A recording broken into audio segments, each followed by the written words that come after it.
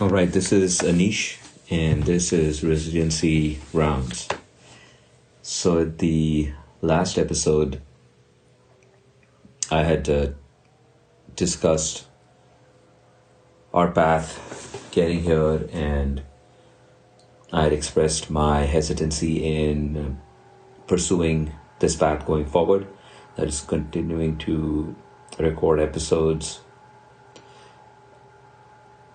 Now I've been giving it some thought, and what I found is that the recording of the episodes has been complementary to my reading, and it's also spurred me on to continue to read these texts.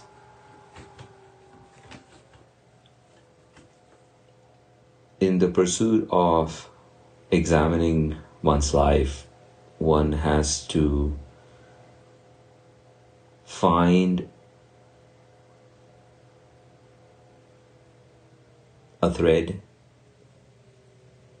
of conversation which can underpin a certain philosophy of life, and follow that thread till one understands what that philosophy is. And if one doesn't ascribe to that philosophy after reading it and understanding it, one can then pick up a different thread. In such a way, one can eventually acquire a toolkit, a philosophical toolkit, and create for oneself a philosophical foundation on which to base one's ethics, one's morals, in the effort to ensure that one is acting in accordance with what is best for oneself. So that's been my effort. The nature of picking up a thread and following that thread is that it is difficult to do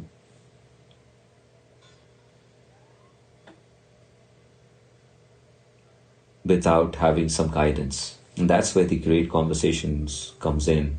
The book series that was developed by Mortimer Adler spans pretty much the entire length of the Western line of thought, and it is one single conversation that starts from the Iliad and the Odyssey, and through Plato, Aristotle, so on and so forth,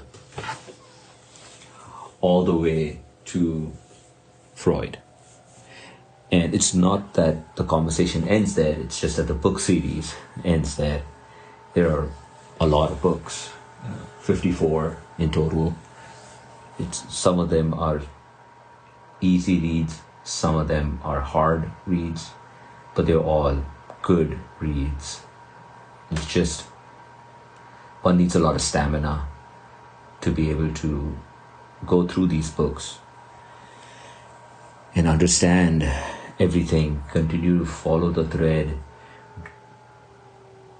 drop it at times when life comes along, and then pick it up again and remember what one had read before. And reading it once is not enough. One has to read it a few times to get the gist of what is being discussed. I've not read all of them. I don't think I'll be able to do so in my lifetime. I have read some of them, and the Great Conversations books, again, are only limited to the Western line of thought. There's more than just a Western line of thought in philosophy. There's the Eastern line of thought, and so the curriculum that I prefer is the Foundations of Moral Obligation course, the U.S. Naval War College curriculum, and that has certain texts out of the Great Conversation, in addition to the Eastern line of work and some other religious works as well. So that's the one that I have been reading and following. I believe that it is, if there's a word for it, if easier is the word for it, it is easier. And take it for what that means. I've also found it to be challenging, but doable. And in that series, we have started with Platonic works, and we have now moved to the next author in the Great Conversation, and that is Aristotle. So we are finally at the beginning of the Nicomachean ethics, which is part of the Foundations of Moral Obligation course. And I'm really excited to be here. The start of Nicomachean ethics means that we have gone through the Platonic dialogues and taken a long walk through the Republic, which has 10 chapters and is a Platonic dialogue. And if we've managed to come through the Republic, we have learned a lot regarding things like what does it mean to be good, to be just, to be courageous, to be temperate, to be wise. What does it mean to have a philosophical constitution? And these are very important questions to have answers to, and to understand what Plato or Socrates meant when he said the good, or when he said happy. Because English is a very practical language, and we really don't have a wide breadth of words to use to get deeper meanings out of certain words. And so we end up using the same word to mean many different things. And good is one such word, and happiness is one such word. And if one is not careful, one could miss the deeper meaning for a more superficial meaning. It's important to know what the answers are as one goes through life. And as you're reading other books in the series, one has to understand that when the author says good, what do they mean? When they say justice, what do they mean? They say temperance, what do they mean? So all of these things are important. When we say happiness, what does one mean? And so the Great Conversation starts from a point that defines what these words are, and then carries that forward. So it's important to start from the beginning, drinking from the source, as Eddie would say, and then moving forward from it. So I'm glad that we have been through the Republic, and now we're going to start the Nicomachean ethics. I'm not going to go into Aristotle and who he was. I think all of that's available on Wikipedia for someone to go into. But I would say that it is important to distinguish a doer of philosophical acts versus somebody who discusses philosophy. We want to be the former and not the latter. Philosophy gets a bad rap because of this caricature of the armchair philosopher. And there are examples of people who were doers of philosophical acts. Some of them went on to write down what they did, which is rare. Most of the times, what they did was chronicled by their students. So Socrates was a doer, and he never wrote anything down.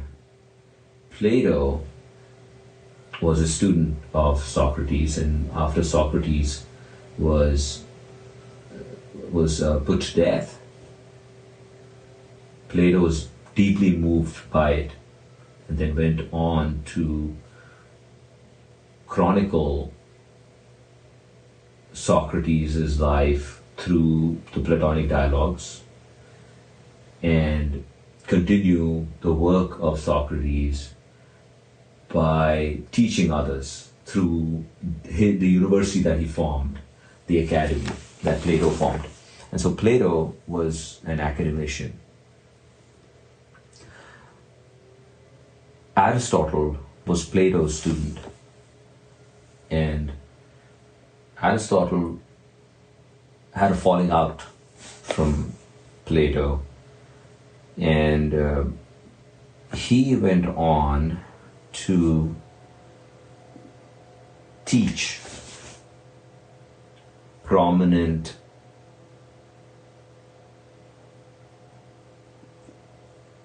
people in society in Greece.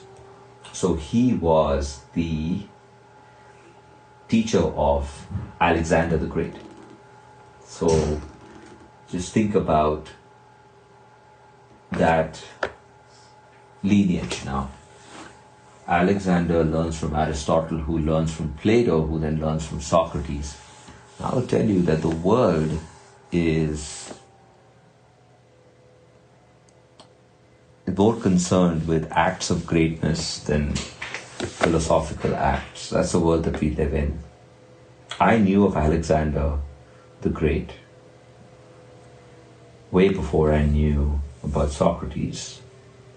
And when one reads about Socrates and his thoughts, and then reads about Alexander and his thoughts and deeds, there's no comparison in quote-unquote greatness between the two.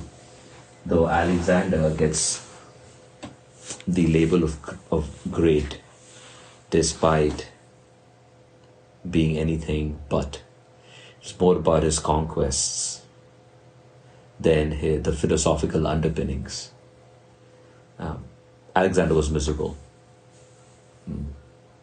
What we know about Socrates, we can say that yes, he was poor but happy, based on all accounts at least. Now we don't know exactly what was going on inside of Socrates' mind. That's the other problem here, right? We ourselves know what lies deep inside our own minds. Whether we are truly happy or not, what we show and express outside, it may be something totally different.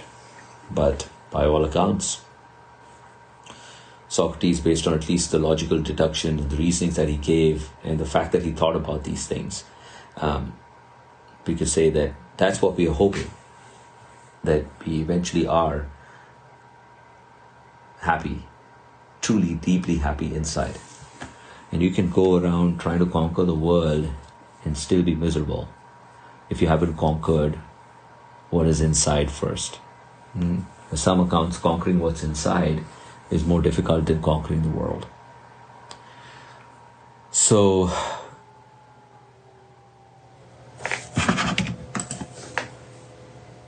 what I was trying to get at from this comparison between Socrates and Alexander is that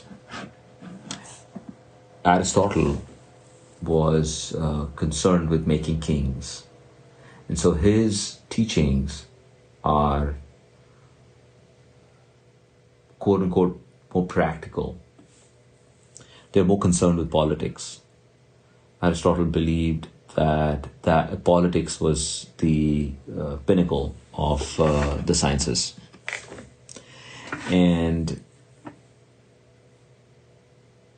as opposed to Socrates and Plato, who believed that wisdom, or the development of a philosophical soul is the peak, or virtue, purely for the sake of examining one's life and figuring out and governing oneself. That is the epitome, or the pinnacle. So the difference there. And what we know about leadership and being a politician or a ruler is that the ideal ruler is the one who has conquered himself or herself first before going on to lead others and turn others toward the path of good. And that's what the Republic is, in a way. The Republic talks about how one can develop inside of them a philosophical constitution. What that means is where you have what's called the rational principle, or that's the ruler, and the rational principle is governed by wisdom, and then rules over the honor-seeking and the appetitive or the pleasure-seeking elements of the body, and creates a harmonious constitution inside of the individual. And the way that is described to come about is by blowing up that individual into a city-state, and showing how a philosophical constitution in a city-state would lead to a better city, as opposed to a tyrannical constitution. And so similarly, if that's true for a city-state, it is true for the individual. However, a lot of folks read the Republic and think that it is about city-states and how to govern the city-state. Well, in fact, that's not the case. But if one reads the Nicomachean ethics, one can use the teachings of Aristotle here to, if they could, to use it to help them govern a city-state. But it is about politics. This is about leadership building. This is your first leadership book, in a way. Well, I say first, the one that's probably the most. That's the one that survived. I'm sure there were others, but this is the one that survived. Now, Aristotle's Nicomachean Ethics is a collection of his lecture notes. So when he writes, it's almost like he's giving a lecture to a group of people. And so when he starts with this statement. He says that we are trying to learn, and when it comes to learning, we have to limit our inquiry to the subject and not try to get too deep. Because if we go too deep into these subjects, we'll never be able to find a way out. And so we may have to leave certain conversations and come back to them. It's very different from the Republic. In the Republic, when Socrates gets asked a question, he really goes deep into it, and he takes these long-winded tracts and comes out the other end and somehow connects everything together. Plato does a beautiful job of connecting all of this together, but no question is left unanswered logically, broken down by the Socratic method of questions and answers, rapid fire. In case of the Nicomachean Ethics, that's not the case. Aristotle starts talking about a concept, he asks a few questions about it, doesn't necessarily give any answers, because I presume this is a lecture, and so his students are answering back and they're coming up with a reasonable answer, but they leave the conversation there and then they move on. And so he says that's one requirement, is that one shouldn't get too deep. One should also try not to speak in probabilities too much. So in order to come to the answer, one may have to talk about the extreme cases rather than the middle ground, where there's a lot more opinion and so if there are too many differing opinions, one may not be able to get to an answer. So it's best to look at examples that lie kind of on the extremes of it rather than in the middle of it. Then he also talks about the kind of people who make good students, who are worthy for having these kind of conversations. So he says the best are those who know, and the good are those who don't know. They understand that they don't know, and they are willing to learn from those who know. The worst are those who don't even know that they don't know. They believe that they do and are unwilling to learn. So Aristotle says that we are only concerned about the folks in the middle, the ones who know that they don't know, and are willing to learn from those who know. So he's hoping that you and me are in that second group. And so I do believe that most of us, and me included, I was in that third group. These are the kind of people that Socrates would go up against when he would be in the marketplace. These are people who are experts in their field. Just because they're expert in one field, they believe that they know everything there is to know. And Socrates would accost these folks and ask them simple questions like, what is justice? What is temperance? What is ethics? What is law? And what is happiness? And they would be mad because he would show them that they, just by asking questions, that they didn't know what they were talking about, but they were going about leading people and leading city-states, even though they didn't know the answers to these questions, which he thought were important for any leader to know. And these are the kind of questions that if one answers, they examine one's life. And if you're examining one's life, that's when you can build inside of yourself a philosophical constitution. Lead yourself before you lead others. And so he found that the leaders of the day didn't have that ability. And so Aristotle says that you don't want to be in that group. Now I believe that people who start off in that group eventually have some sort of a crisis where these beliefs that they know get shattered, and then they find themselves, if they're fortunate, in that second group where they know that they don't know, and now they're willing to learn. And that's where you pick up a thread of a conversation, like the great conversation or the foundations of moral obligation, and you start learning, and you start learning about what others have answered, about questions like what is happiness, who am I, what is my purpose to be here as a human being, and so on and so forth. And that's the intent here. The intent to read Nicomachean Ethics is for us to kind of figure out who we are first, and then if we are in a position to lead others, we can then go on and lead others. So that's how he starts, and then he goes on to say that why are we here? Why are we learning about these concepts, asking these questions? He says, well, we are all, what drives action? And Aristotle believes that the reason why we are trying to do something is because we are trying to look for the good. So what he means by good is something that we are all trying to achieve. The word goods comes from something that we believe is going to be beneficial to us. And there are many definitions of good. And so then he goes down the discussion of what majority of the people believe to be good. If you ask somebody, why do you do what you do, they'll give you a reason, and that reason then becomes a good. That's something that they want to do, whatever be their reason. So to give an example, someone could say, why is one studying math? Well, because they want to learn math so that it would help them get a better grade. So better grade is a good that one is trying to achieve. Now, why does one want to get a better grade? Well, that will help them make a better case for them when it comes to applications to go to college. Well, so that means getting a better grade is a good that leads to another bigger good, that is going to college, maybe going to MIT, whatever, right? Going to be an engineer in MIT.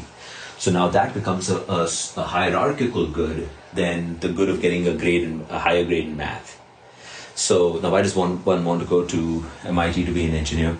Well, that would mean that the person would then go on to get a job in on the Fortune 500 companies, a high-paying job. So then that job or that career is a hierarchical good, higher up in the rung than the good of getting into MIT. And then that job is going to get you status, it's going to get you wealth, it's going to get one recognition, or whatever, all of the honor all of those things then are even more hierarchical than getting that job. And then if you keep going as to why do you want wealth, and why does one want honor, which are all considered goods. These are all goods to have. At some point, you would say the reason I want to do this, and this is, I think we should all try it. Try answering these questions as to why we do what we do. We all come to a point where we say, well, because this is going to make us be happy, make me feel happy. Now, people say satisfaction, happiness, or whatever. There are different words that they would use. But happiness is the word that people all come down to. And then if you ask yourself again, why do you want to be happy? Well, it turns out that there isn't really a very good answer that you can give. It becomes a circuitous answer. You always keep coming back to you're doing it because you want to be happy. That makes happiness kind of the chief good. The good that all other goods are kind of leading to is happiness. Now, you try that and see if that works for you. It does work for me. I've kind of looked at it from different ways. Some people use satisfaction and other words for it, and that comes back to the fact that English is a very practical language. We really don't have real words to describe different types of happiness, one from another. But this kind of happiness that Aristotle is talking about is not the same kind of happiness that you get if you're hungry and someone presented to you your favorite cake. And then you eat that cake and you get this sort of pleasure of eating. That's not the kind of happiness he's talking about. The chief happiness. The chief good, the big happiness is what he says, more the happiness of the soul. It is the happiness that one gets by doing these good deeds. So, in order to achieve that kind of pinnacle happiness, one has to have a soul that is ordered. One needs to have the soul that Socrates described in the Republic, the philosophical king, the philosophical constitution. Now Socrates or Plato in the Republic had given us these 4 types of souls. The best was the philosophical soul. The next was the democratic, that is the honor-based soul that's seeking honor. So the philosophical soul seeks wisdom. The democratic soul seeks honor. The oligarchic soul seeks wealth. The democratic soul is seeking freedoms, and then the tyrannical soul is the worst of them all, and is only seeking pleasure. And so the goods then are also ordered the same way. So you can have pleasures of eating good food, or from sex to drives to all of those. So those are the pleasures. They are the lowest rung, and then is wealth, and then is honor, and then is wisdom. And so, and Socrates had shown how even if the tyrannical soul gets all the pleasures that it can, it is still unhappy compared to the democratic. The democratic is unhappy compared to is happier than tyrannical, but unhappy compared to oligarchic. Oligarchic is unhappy compared to democratic, and the happiest of them all would be the philosophical soul. So this was in the Republic, and that's why it's important to read the Republic before you read the Nicomachean Ethics, because in the Nicomachean Ethics, Aristotle says, well, the happiness of the soul, the chief good, the good that we are all going for. But if you achieve it, you would say that you had a happy life, is the one that you would be able to achieve if one had the philosophical soul, or the rational principle that is aligned with the honor seeking and the appetitive elements inside oneself. That individual would have the best chance of achieving this chief good of happiness. Everybody else will fall short. Now, once one has that, then that philosophical soul that has the best chance of achieving this happiness of the soul, then there are other circumstances that could befall them that could change their life trajectory. So he talks about a more practical form of happiness as well. One that is not just internal, but is also combined with all the external trappings of a good life. He says, wouldn't somebody who has the philosophical constitution be better off if he also has all the trappings of a good life? What I mean to say is that they have good health, they have a family that's healthy, they have reputation, they have wealth, they have all of those things. So that should have some sort of a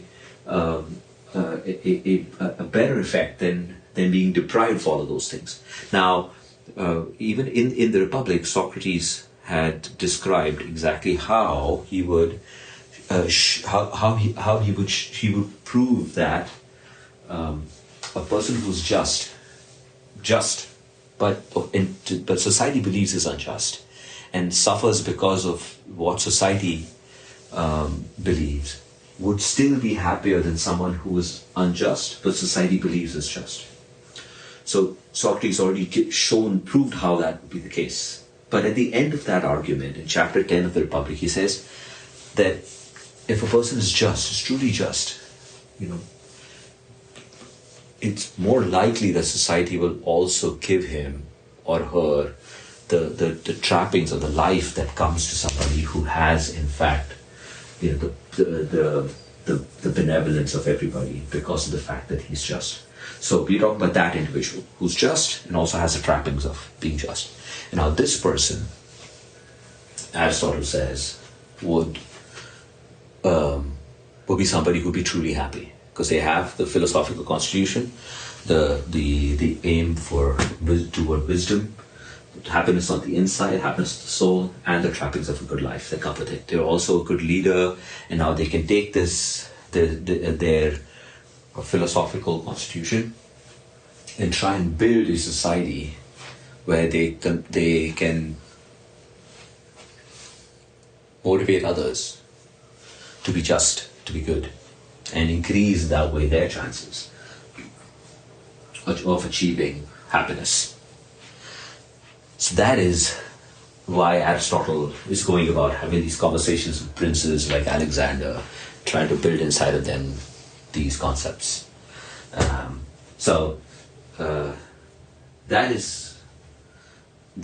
That's the first book of the Nicomachean ethics, going over these concepts.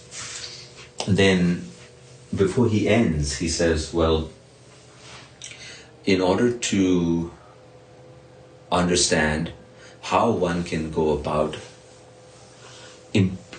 improving their chances of achieving this kind of happiness, it is important to break down how does one get there.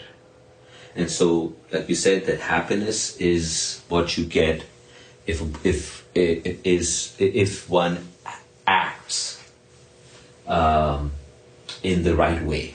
So that means one needs to have a good soul or a philosophical constitution, and the actions that come out of that philosophical soul is what would lead to happiness. And so the actions of a good soul means that the soul has virtue. And now these are the cardinal virtues that Socrates had spoken about, or Plato has spoken about. That's justice, temperance, courage, wisdom.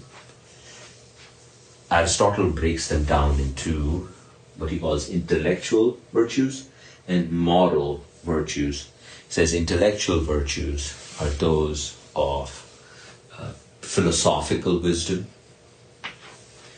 practical wisdom. So wisdom is an intellectual virtue. And then the moral virtue is temperance or moderation. So those are the two big virtues of the soul that he is concerned about. And he says it's important to understand what these are in order to be able to build that philosophical constitution, in order to then act upon the philosophical constitution, so that one can gain the chief good, that is capital H happiness. capital H happiness, which would then also allow one to have the trappings of a happy life and be happy across the duration of their life. So that is Nicomachean Ethics, Book 1. And next time we will go over Book 2, which goes into these virtues. Thank you for listening.